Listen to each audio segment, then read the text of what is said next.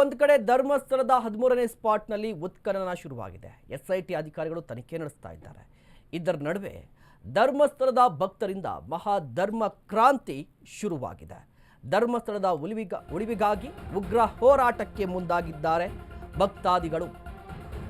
ಧರ್ಮಸ್ಥಳದ ಮಹಾಭಕ್ತರು ಮಹಾಧರ್ಮ ಕ್ರಾಂತಿ. ಧರ್ಮಸ್ಥಳದ ಉಳಿವಿಗಾಗಿ ಉಗ್ರ ಹೋರಾಟ. ಆಗಸ್ಟ್ 24ನೇ ತಾರೀಕು ಧರ್ಮಸ್ಥಳ ಚಲೋ.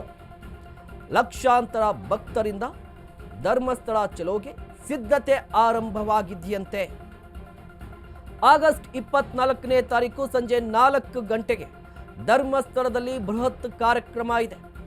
ಲಕ್ಷಾಂತರ ಭಕ್ತರು ಧರ್ಮಸ್ಥಳದಲ್ಲಿ ಭಾಗಿಯಾಗುವ ಸಾಧ್ಯತೆ ಇದೆ. ದೃಶ್ಯಾವಳಿಯಲ್ಲಿ ಗಮನಿಸ್ತಾ ಇರಬಹುದು.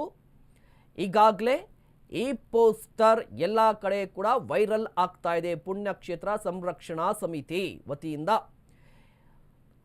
ಎಲ್ಲ ನದಿಗಳ ದಿಕ್ಕು ಕಡಲಿನ ಕಡೆಗೆ, ಧರ್ಮ ಸೈನಿಕರ ದಿಕ್ಕು ಒಡೆಯನ ನಡೆಗೆ. ಇದು ವೈರಲ್ ಆಗ್ತಾ ಇದೆ. ಗಮನಿಸ್ತಾ ಇರ್ಬೋದು. ಡೇಟ್ ಇದೆ, ಟೈಮ್ ಕೂಡ ಇದೆ, ಭಾನುವಾರ. ಒಂದು ಕಡೆ ಉತ್ಖನನ ನಡೀತಾ ಇದೆ, ಮತ್ತೊಂದು ಕಡೆ ಧರ್ಮಸ್ಥಳದ ಭಕ್ತಾದಿಗಳು ಬೃಹತ್ ಕಾರ್ಯಕ್ರಮವನ್ನು ಕೂಡ ಹಮ್ಮಿಕೊಂಡಿದ್ದಾರೆ.